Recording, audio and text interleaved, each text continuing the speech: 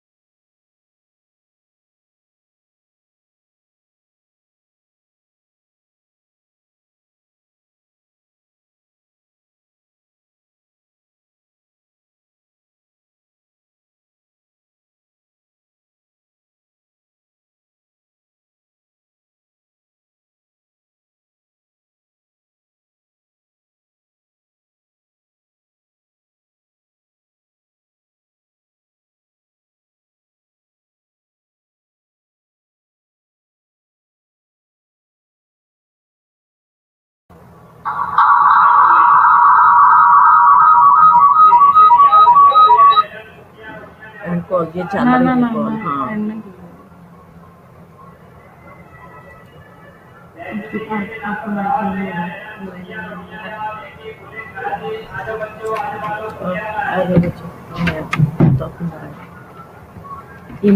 नहीं हाले तो फिर ये टूटियां फिर मैं उन्हें बोल लूंगी उन्होंने ना होते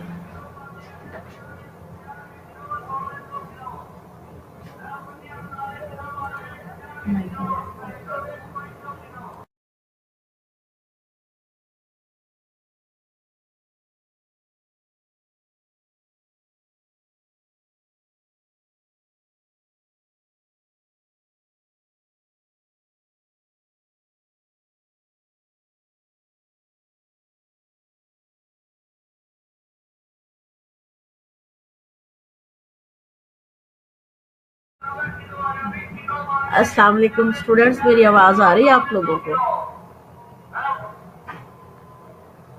जी अब तो स्क्रीन ब्लॉक नहीं है, आपको लेक्चर नज़र आ रहा है। कैसे हो आप लोग? जी आप लोगों को डेथ एंड टाइम पढ़ा रही थी, उसी को कंटिन्यू कर रही हूँ। गुड, सारे स्टूडेंट्स ऑन हैं। थैंक यू सो मच बच्चों।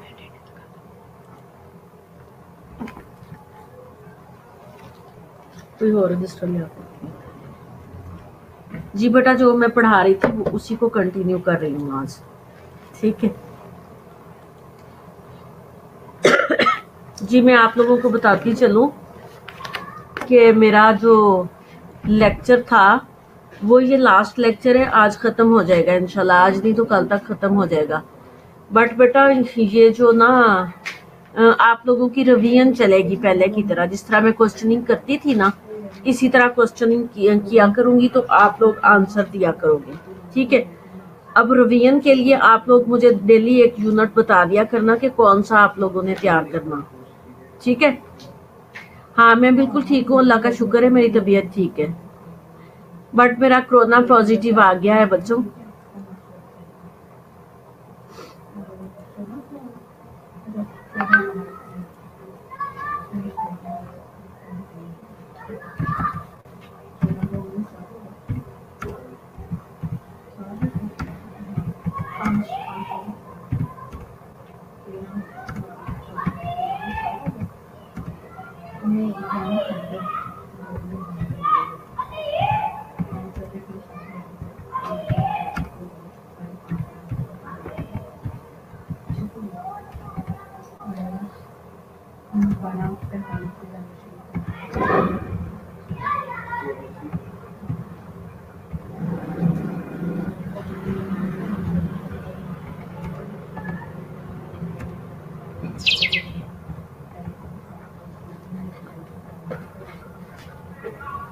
क्वारंटीन के स्पेलिंग क्या है बच्चों?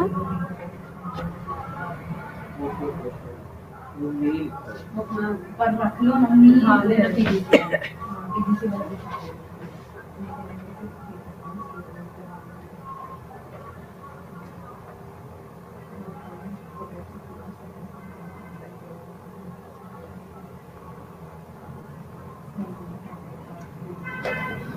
जी बेटा, मैं आपको लेके जा रही थी उस जो है स्लाइड तक। आज मैं चाह रही हूँ आपका ये लेक्चर ख़त्म हो जाए और आप लोगों की रिवीजन स्टार्ट हो जाए। तो यू नो कि हमारी न्यू फर्स्ट ईयर भी आ चुकी है और उस फर्स्ट ईयर को भी हमने लेक्चर देने हैं, ठीक है। अब आपकी रिवीजन चलती रहेगी और उनको जो है यूनिट 1 से स्टार्ट कर दिया जाएगा। जी ये सारे आपको लेक्चर दे चुकी हूँ मैं। हम उस स्लाइड तक पहुँचने वाले हैं जहाँ से आपको स्टार्ट करना था।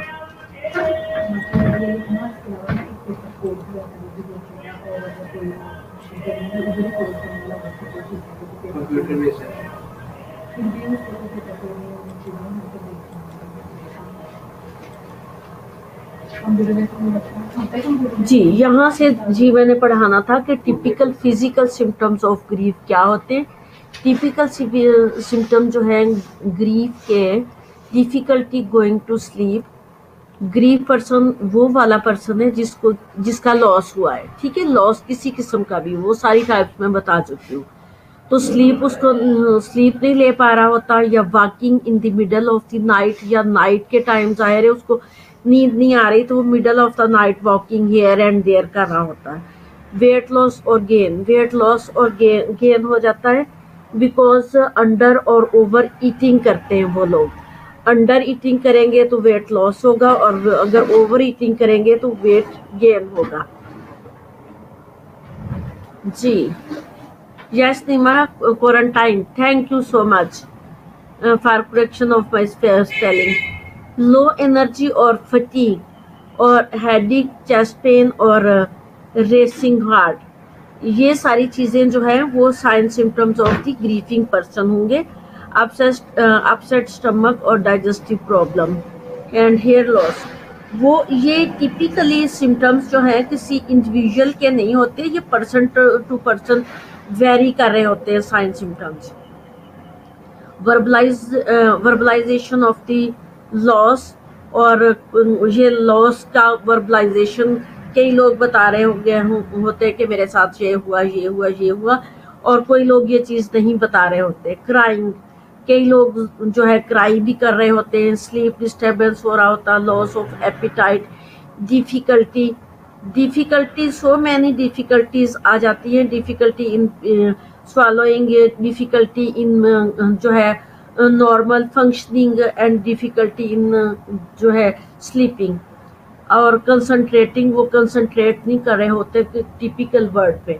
तो इसमें ग्रीफ और डिप्रेशन दो मुख्तलिफ चीज़ें हैं। अगर ग्रीफिंग की तरफ जाए हम तो एक्सपीरियंस्ड इन वेव्स और dimension in intensity over time. अब डायमेंशंस होता है इनको इंटेंसिटी ओवर टाइम। फिर healthy self image and hopelessness, response to support, over expression of anger, worry with disease. अब ये ग्रीफ पर्सन जो है उसके साथ ये एक्सपीरियंसेस होते हैं। जब वो डिप्रेशन में जाता है तो क्या हो सकता है, मूड स्विंग्स होता है। मूड एंड फीलिंग्स स्टेटिक हो जाते हैं। कांस्टेंट सेंस ऑफ डेप्लीटेशन, ठीक हो गया।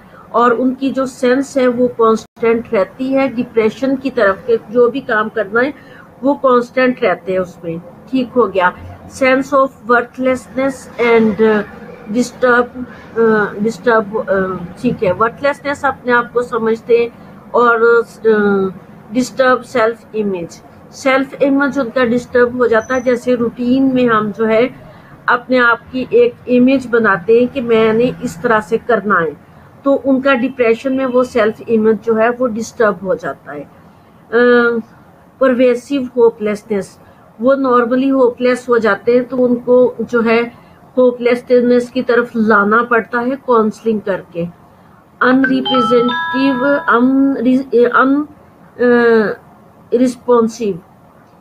Unresponsive to sport. अब उनको कोई भी स्पोर्ट दी जाए तो वो अनरिस्पॉन्स कर रहे होते हैं। उनकी काउंसलिंग करने के लिए भी उनको जो है बहुत ज़्यादा जो है फोर्स नहीं किया जाता, बट उनकी काउंसलिंग और उनके सामने काउंसलिंग की एक्टिविटी ज़रूर की जाती है। अनरिस्पॉन्सिव स्पोर्ट हो गया एंगर नॉट एज प्रोनाउंस्ड, वो एंगर होते हैं बट प्रोनाउंस नहीं कर रहे होते। एक तो टिपिकल एंगर होता है ना, वो शाउटिंग की तरफ जाते हैं, उनको बुलाया जाए तो वो एंगर होते। ये डिप्रेशन पर्सन जो है एंगर नॉट एट प्रोनाउंस, ये नाराज तो होते हैं लेकिन उस तरह से बिहेव नहीं करते जिस तरह एक एग्रेसिव पर्सन कर रहा होता। Anxiety with self, anxiety feel होती है उनको अपने आप से। Sahrish, thank you so much.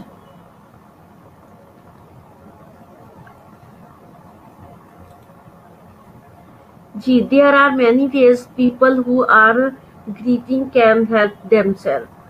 इसमें जो है ग्रीविंग करने के लिए, इसकी मैं बहुत ज़्यादा डिटेल में नहीं जाऊंगी क्योंकि ये मुख्तलिफ एंगर, मैं थोड़ी आपको इसकी ब्रीफिंग दे देती हूँ कि ये किस तरह से करते हैं। अटेंडिंग स्पोर्ट ग्रुप, इसमें ग्रीविंग की तरफ जाने के लिए किसी भी स्पोर्ट ग्रुप जो है उसको अटेंड करना पड़ता है।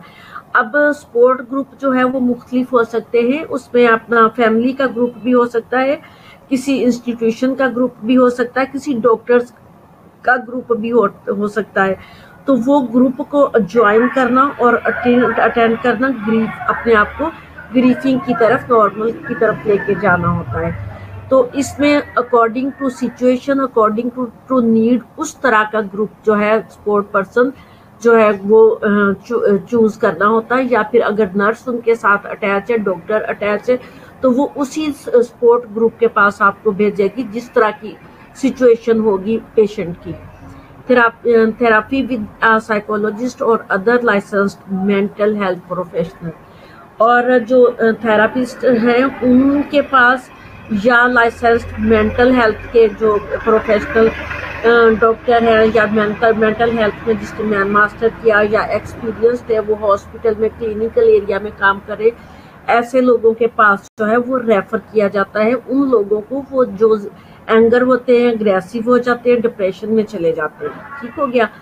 जर्नलिंग, कुछ लोगों को जर्नल्स दिए जाते हैं, वो जर्नल पढ़ते हैं और रीडिंग से उनको जो है फ़ायदा होता है, तो वो उनको बुक्स और जर्नल पढ़ने के लिए एडवाइस किया जाता है। या फिर खुद भी लोग जो है अपने आप को बिजी रखते हैं, उनकी अपनी सिचुएशन के अकॉर्डिंगली वो खुद से चूज कर लेते हैं कि हमें जो है कोई स्टडी करने से, कोई जर्नल पढ़ने से या कोई बुक पढ़ने से फ़ायदा हो रहा है। ईटिंग वेल, ऐसे लोगों का जो है इम्यून सिस्टम जो है वो नॉर्मल रखना पड़ता है ताकि उनको कोई डिजीज ना हो और या फिर वो अंडरवेट ना हो। फिर एक्सरसाइजिंग, वो अगर जो है डिप्रेशन की तरफ भी चले जाते हैं तो उनको नॉर्मल एक्टिविटी, जो नॉर्मल घर के कामों की एक्टिविटी उसमें, और काउंसलिंग के लिए और घर के नॉर्मल फंक्शनिंग के लिए उनको साथ में लेके चलना होता है। और नॉर्मल एक्सरसाइजिंग जो है वो करवानी होती है। एक्सरसाइज मीन ये नहीं कि उनको जिम ही ज्वाइन कर दिया जाए, उनकी नॉर्मल एक्सरसाइजिंग के लिए जो है वो नॉर्मल एक्टिविटी, वॉकिंग कह लें, ठीक है, ये चीज़ें स्टार्ट कर दी जाती हैं ताकि उनका जो है माइंड डाइवर्ट हो जाए। दूसरी चीज़ गेटिंग एनफ रेस्ट, और उनको एनफ रेस्ट की भी ज़रूरत होती है। जिस तरह मेरी लास्ट स्लाइड में था कि ऐसे लोग जो है उनका स्लीप पैटर्न डिस्टर्ब हो जाता है, तो ऐसे लोगों के लिए रेस्ट की बहुत ज़रूरत होती है। नेक्स्ट है antidepressant such as Zoloft, Paxil और Wellbutrin, Lexapro, Celexa, Prozac and can be very effective to those who become clinically depressed। ऐसे लोग जो क्लिनिकली डिस्टर्ब हो जाते हैं, जिनको डॉक्टर के पास जो है रेफर करना पड़ता है, उनको एंटी डिप्रेसेंट देनी पड़ती है। एंटी डिप्रेसेंट जो है मेडिकेशन, उसके नेम मैंने लिखे, ये जो है ब्रांड तो एक है लेकिन अंदर से जो है वो सॉल्ट तकरीबन एक सा ही होता है। तो पेशेंट की कंडीशन के मुताबिक 1 डोज देनी है, सिंगल डोज देनी है, या फिर मॉर्निंग इवनिंग TDS BD कैसे देनी है, ये डॉक्टर प्रिस्क्राइब करेगा। Reading and learning about death related grief responses, वो मैंने आपको बता दिया कि कोई रीडिंग एंड लर्निंग जो है अबाउट डेथ जो रिलेटेड ग्रीफ रिस्पॉन्सेस करना चाहिए, कोई बुक पढ़ना चाहिए, अपने आप को बिजी रखना चाहिए। सीकिंग कंफर्टिंग रिचुअल, रिलीजियस जो है उनके रस्म और रिवाज, उनको जो है उसके अकॉर्डिंगली वो अपने फंक्शनिंग करें। अपने जो रिलीजियस वाइज, जैसे बीइंग अ मुस्लिम जो है वो उनके जो है कुरान खानी कराई जाती है, उनको पढ़ के बख्शा जाता है, उनकी जो है ग्रेव पे जाया जाता है, ग्रेव यार्ड की तरफ जाया जाता है और वहां जाके दुआ की जाती है। इस तरह से कह देते हैं कि जी एक जो है माइंड डाइवर्ट हो जाता है, ठीक है। इंसान समझता है कि मैंने उसके लिए जो है अच्छा किया, उसकी बख्शिश हो गई, etcetera. Avoiding major changes in residence, job और मैरिटल स्टेटस, और इसी तरह से जो है मेजर चेंजेस ना लाई जाएं। जैसे किसी की डेथ हो जाती है तो वो माइग्रेट होकर दूसरों के घरों में चले जाते हैं या दूसरे घर वाले उसको ले जाते हैं, तो ये जो है एक तो उसको जो है अपना लॉस हो गया, और दूसरा जो है चेंजेस ला के, जॉब में चेंजेस ला के या मैरिटल स्टेटस में, तो उसकी ज़िंदगी के बाकी कामों को, बाकी जो ज़रूरियातें ज़िंदगी है उनमें भी चेंजेस ला के वो ज़्यादा डिप्रेशन में चले जाएगा। ठीक हो गया। अलोइंग इमोशंस, उसको अलो करना चाहिए कि वो अपने इमोशंस जो है वो एक्सप्रेस करे, कि जो उसके दिल में बात है वो बोल दे। अगर वो अग्रेसिव होना चाहे तो वो अग्रेसिव हो जाए। उसमें बहुत सारी चीज़ें हमें हिस्ट्री में मिल जाती हैं कि पेशेंट क्या चाह रहा है ना, जो चीज़ नॉर्मली वो नहीं कर पा रहा होता है तो वो अग्रेसिव होके, एंगर होके वो चीज़ें जो है एक्सप्रेस कर देता है, जिसमें उसको जो है मैनेज करना इजी हो जाता है। Seeking relief in the faith community, और जो है seeking relief in the faith community, अपनी कम्युनिटी में वो रिलीफ जो है वो तलाश किया जाए, ताकि वो अपनी कम्युनिटी के साथ मिल करके ज़्यादा रिलीफ फील करेगा जो उसके नज़दीक है, ना कि वो माइग्रेट होकर दूसरी जगहों पे उसको ले जाया जाए, तो फिर वो जो है अपने आप को जो है रिलीफ फील करेगा, फिर उसको रिलीफ नहीं होगा, वो ज़्यादा जो है कॉम्प्लिकेटेड रिलीफ की तरफ चला जाएगा। फैक्टर दैट में भी हिंडर द हीलिंग प्रोसेस, कुछ चीज़ें हैं कि वो हीलिंग प्रोसेस के लिए हिंडर होती हैं और वो जो है हीलिंग होने ही नहीं देती। अवॉइडिंग और मिनिमाइजिंग इमोशंस, कि अपने इमोशंस को मिनिमाइज या अवॉइड करना, दूसरों के सामने एक्सप्रेस ना करना, तो वो अंदर ही अंदर तकलीफ और डिप्रेशन रहती है। अगर वो किसी के सामने इसको एक्सप्रेस कर दे तो उसके जो है बहुत सारे जो है सॉल्यूशंस निकल आ जाते हैं, जिसमें से कोई बेस्ट सॉल्यूशन जो है वो काम आ जाता है। यूजिंग अल्कोहल और ड्रग टू सेल्फ मेडिकेशन, जब बंदा किसी को ये अपने एक्सप्रेशन नहीं बता रहा होता तो वो गलत कामों की तरफ या अल्कोहलिज्म या ड्रग्स अब्यूज बन जाता है, या कोई ऐसी मेडिकेशन, नींद की मेडिकेशन की तरफ चला जाता है, तो ये चीज़ें जो है हिंडर हो जाती हैं और वो साल हर साल उसकी ज़िंदगी का हिस्सा बन जाती हैं, और वो बेचारा अपने नॉर्मल फंक्शनिंग नहीं कर रहा होता, और लोग कहते हैं कि ये जी खराब हो गया। खराब उसको माशरे ने किया जिसने इन टाइम उसको डायग्नोज नहीं किया, जिन्होंने इन टाइम उसको जो है रिलीफ नहीं दिया, जिन्होंने इन टाइम उसकी काउंसलिंग या उसको नॉर्मलाइज करने की कोशिश नहीं की। Using work to avoid feelings, वो ऐसा कोई वर्क करना चाहिए कि वो फील जो चीज़ कर रहा है वो उसकी तरफ ना जाए, ठीक है। और नो शेयर विद अदर्स, दूसरों के साथ उसकी फीलिंग्स शेयर ना की जाए कि ये इसके साथ ऐसा हो रहा है, ये मेडिकेशन ले रहा है, ये नॉर्मल नहीं है, इसको गुस्सा आ रहा है, ये फला चीज़ फील कर रहा है। ये चीज़ें जो है ये हमें जो है उसकी कॉन्फिडेंशियलिटी में रखती होंगी। फिर कुछ जेंडर डिफरेंसेस है कि मेन और वुमेन की फीलिंग्स क्या क्या होती है, जब लॉस हो जाता है तो वुमेन क्या करती हैं और मेन क्या करते हैं। तो वुमेन क्या करती हैं, वुमेन जो है express their feelings early after loss. जैसे ही लॉस होता है तो वुमेन जो है वो फीलिंग करवा देती हैं दूसरों को। वो उनके एक्सप्रेशन से पता चल जाता है कि इनको कोई लॉस हुआ, ठीक है। फिर जो है reach out for social support, और वो सोशल सपोर्ट के लिए खुद जो है रीच आउट कर देती हैं। वो दूसरों के सामने जब अपनी फीलिंग्स एक्सप्रेस करेंगी तो दैट मीन सोशल सपोर्ट उसको मिलना स्टार्ट हो जाएगी। आर सीन टू एक्सप्रेस मोर सोरो, डिप्रेशन एंड गिल्ट, और वो मोर सोरो और एक्सप्रेशन जो है वो डिप्रेशन की तरफ और गिल्ट फील करेंगी, ठीक हो गया। More willing to talk about the loss of a child, more willing होगी कि वो टॉक करे about the loss of a child, बच्चों के साथ बातें करना भी वो पसंद करेंगी। मेन जो है ये उसके डिफ्रेंशिएट किया जाए तो मेन क्या करेंगे, more likely to take on a managerial role. Men का मैनेजेरियल रोल होता है, डेड बॉडी घर में पड़ी होती है और वो सारे नॉर्मल फंक्शन कर रहा होता है, हालांकि उसको भी उतनी ही प्रॉब्लम्स होती हैं। इंटेलेक्चुअलाइज देयर इमोशंस, और वो अपने इमोशंस को इंटेलेक्चुअल जो है वो दबा के रखता है, एक्सप्रेस नहीं करता। Indicate that the feel more anger, वो जो है इंडिकेशन उसकी जो है मोर एंगर होता है। जब उसको एक से दूसरा, दूसरे से तीसरी बार बुलाया जाए तो वो एंगर फील करता है।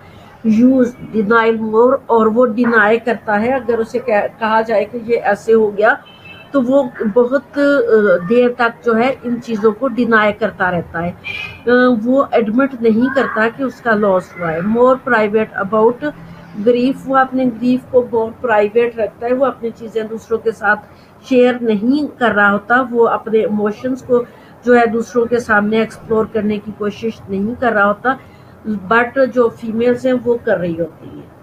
A factor influencing the loss and grief responses, ये फैक्टर अकॉर्डिंग टू एज जो है वो इन्फ्लुएंस करेंगे, अकॉर्डिंग टू चाइल्डहुड करेंगे, अर्ली एंड मिडल एडल्टहुड करेंगे, एंड लेट एडल्टहुड।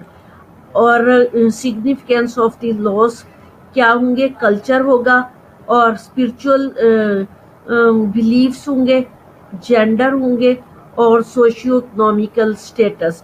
ये सारी चीज़ें जो है सपोर्ट सिस्टम, ये सारी चीज़ें जिनको मैंने बताया है ये अकॉर्डिंग टू एज जो है ये इफ़ेक्ट करते हैं, ठीक है। अब इफ़ेक्ट करते हैं, और उनकी डिटेल मैंने इसलिए नहीं कही कि उनकी डिटेल जो है उसकी development grief responses to age wise वो सारी चीज़ें जैसे हुई वही एज वाइज जो है उनके रिस्पॉन्सेज और उनकी जो है डिवेलपमेंट कैसे करना होगी। इसमें जो है कॉन्सेप्ट ऑफ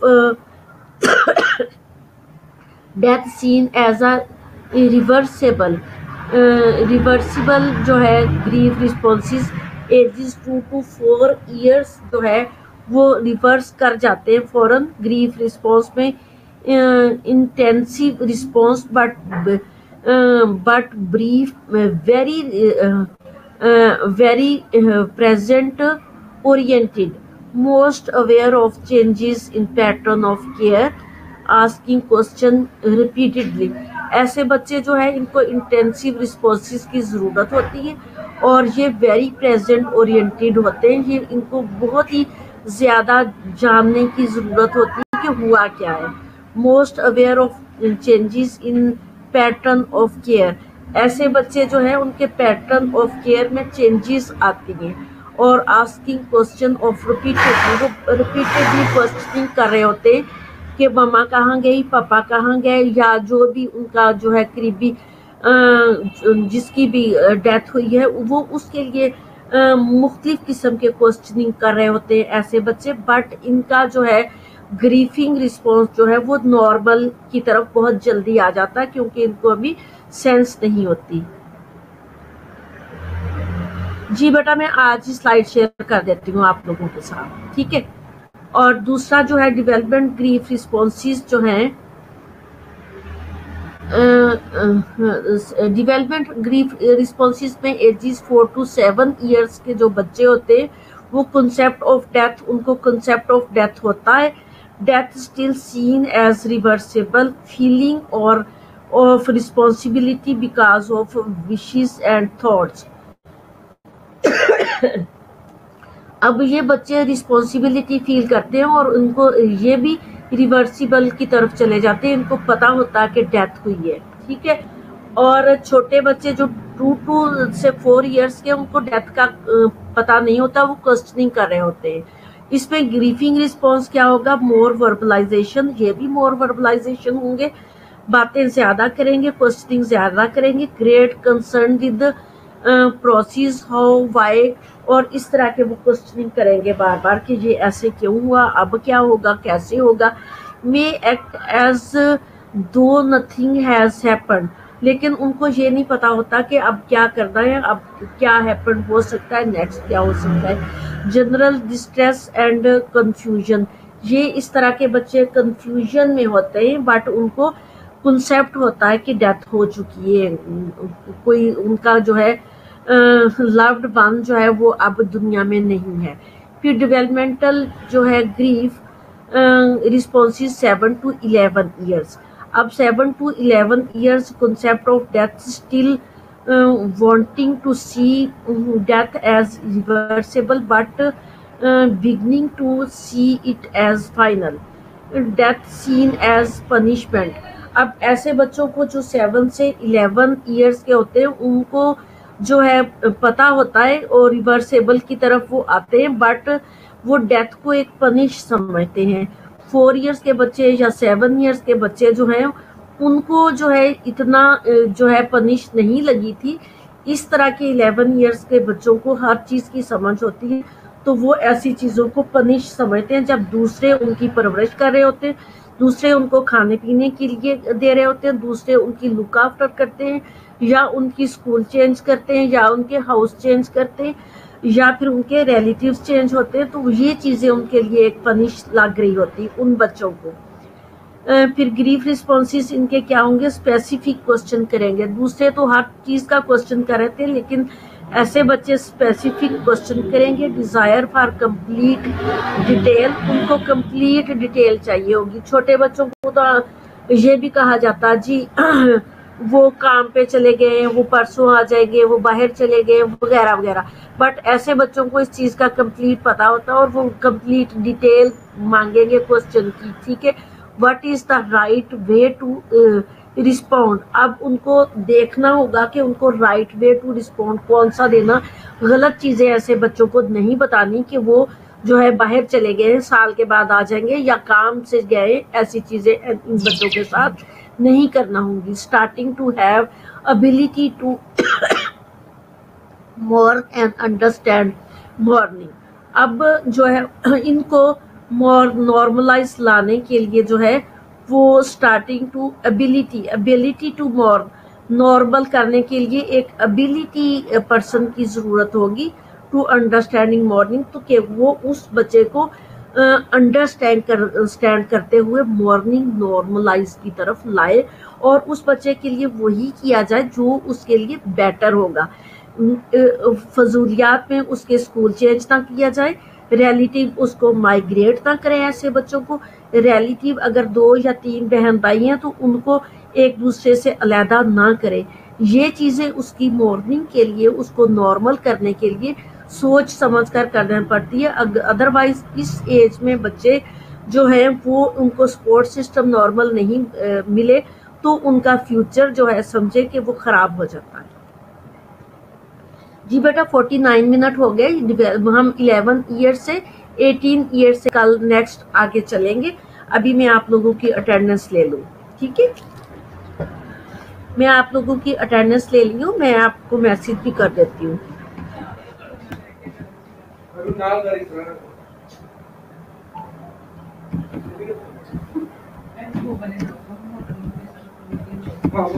ये मेरा इंतजार कर रहे हैं.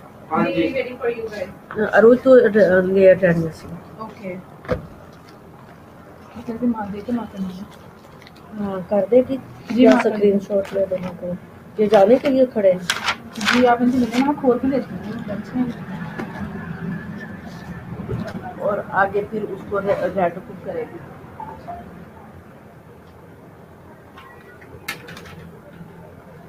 जो चीज़ वो पूछे ना हर चीज़ को देना होगा।